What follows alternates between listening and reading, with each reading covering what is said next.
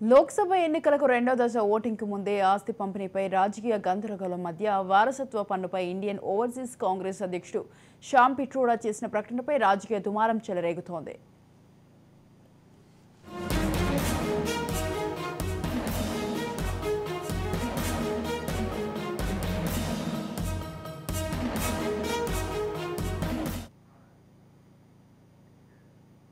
ఆయన ప్రకటనపై భారతీయ జనతా పార్టీ కాంగ్రెస్ను ఇరుకున పెట్టగా శ్యామ్ పిట్రోడా ప్రకటనకు కాంగ్రెస్ దూరంగా ఉంది. అమెరికాలో వారసత్వపు పన్ను చట్టం ఉంది. ఎవరైనా $100 మిలియన్ విలువైన ఆస్తులను కలిగి ఉంటే అతను చనిపోయినప్పుడు అతని పిల్లలకు 45% మాత్రమే బదిలీ అవుతాయి.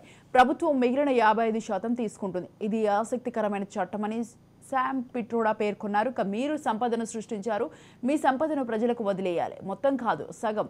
ఇది సముచితమని భావిస్తున్నానని, దానిని పేదలకు పంచుతామని శ్యామ్ పిట్రోడా చెప్పారు.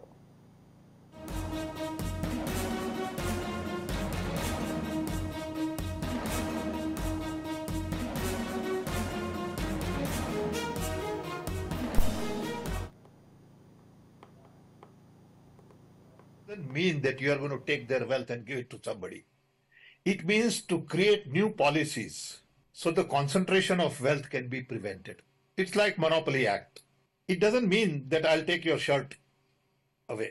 All right. That's how do you read that? I don't understand. How can you do that? It's not physically possible to do that. But you can say the future policies would be such that this particular group cannot be into everything. There is a Monopoly Act in America also. We have to make sure that few people become so rich that they begin to run government. We have to make sure that's the requirement in democracy everywhere in the world. Nothing wrong in being rich, nothing wrong in accumulating wealth, but to what point? Let me tell you, in America, there is an inheritance tax. So if, let's say, one has $100 million worth of wealth, and when he dies, he can only transfer probably 45% to his children. 55% is grabbed by government. Now that's an interesting law. It says you in your generation made wealth. You are leaving now. You must leave your wealth for public. Not all of it, half of it. Which to me sounds fair. In India you don't have that. If somebody is worth 10 billion and he dies, his children get 10 billion. Public get nothing. And law says you get half of it. Public gets half of it. So these are the kind of issues people will have to debate, discuss. I don't know what the conclusion would be at the end of the day. When we talk about redistributing wealth, we are talking about new policies, new programs that are in the interest of the people. And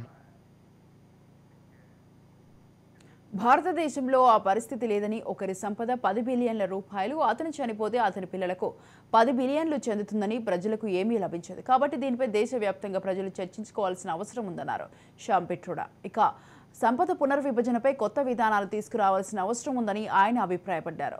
right, ఈ విషయంపై పూర్తి సమాచారాన్ని మా ప్రతినిధి మానస్ అందిస్తారు.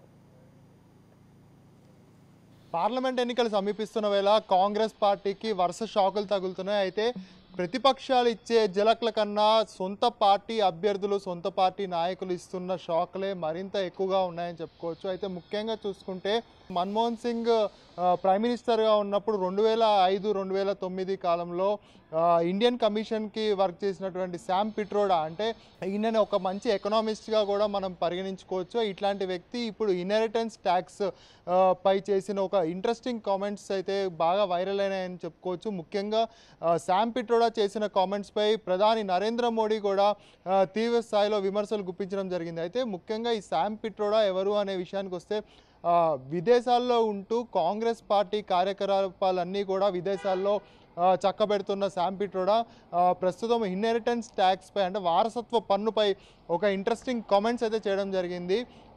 ఎవరికైనా కానీ చనిపోయిన తర్వాత తమ పిల్లలకి 45% ఆస్తి వెళ్తే 55% ఆస్తి మాత్రం దేశానికి రావాలని చెప్పేసి శ్యామ్ పిట్రోడా కామెంట్ చేయడం జరిగింది. అయితే యుఎస్లో ఇలాంటి విధానం ఉందని, అంటే అధిక ధనవంతులు ఎవరైతే ఉంటారో వాళ్ళు చనిపోయిన తర్వాత 45% ఆస్తిని పిల్లలకి పంచిపెట్టి 55% ఆస్తిని మాత్రం దేశానికి ఇస్తారని, ఇదే విధానాన్ని దేశంలో, అంటే మన భారతదేశంలో కూడా ప్రవేశపెట్టాలని శ్యామ్ పిట్రోడా ఒక ఇంట్రెస్టింగ్ కామెంట్స్ అయితే చేయడం, తన సోషల్ మీడియా వేదికగా కామెంట్స్ చేయడం జరిగింది. అయితే ఇప్పుడు ఈ కామెంట్స్ పూర్తిగా కాంగ్రెస్కే చుక్కెదురు అయ్యే పరిణామాలు అయితే చోటు చేసుకుంటున్నాయని చెప్పుకోవచ్చు. ముఖ్యంగా చూసుకుంటే శామ్ పిట్రోడా చేసిన కామెంట్స్పై అటు కాంగ్రెస్ పార్టీ కావచ్చు, కాంగ్రెస్ నేతలు కావచ్చు, ఎవరు కూడా స్పందించలేదు. కాకపోతే నరేంద్ర మోడీ మాత్రం స్పందించడం జరిగింది. అంటే కాంగ్రెస్ పార్టీ పన్ను పేరుతోటి ప్రజలని ఏ విధంగా వేధించాలనుకుంటుంది అనే ఒక కుట్ర కాంగ్రెస్ ప్రభుత్వం ఏ విధంగా, అంటే కాంగ్రెస్ పార్టీ అధికారంలోకి వస్తే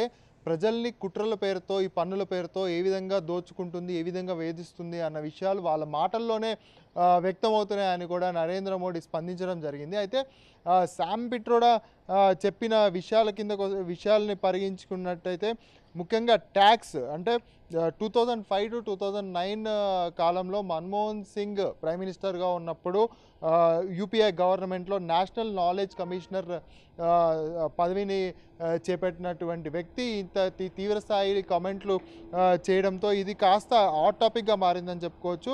ఇక మరోవైపు చూసుకున్నట్టయితే శామ్ పిట్రోడా చేసినటువంటి కామెంట్స్లో మరొక ఇంట్రెస్టింగ్ కామెంట్స్ ఏంటంటే లైక్ ఒక్క ధనికుడు, అంటే 10 millions బిలియనర్స్ కావచ్చు, మిలియనర్స్ కావచ్చు, వీళ్ళ ఆస్తుల్లో 55% మాత్రం దేశానికి రావాలి, 45% మాత్రమే వారసులకి రావాలి అనే ఒక కమెంట్ చేయడం జరిగింది. సో ఈ కమెంట్స్ అన్నీ కూడా ప్రస్తుతం కాంగ్రెస్ పార్టీకి, అంటే ఎన్నికల వేళ కాంగ్రెస్ పార్టీకి ఈ కమెంట్లన్నీ కూడా కాస్త తలనొప్పిగా మారాయని మాత్రం మనం చెప్పుకోవచ్చు. కెమెరామెన్ భరత్తో మానస్, రాజ్ న్యూస్.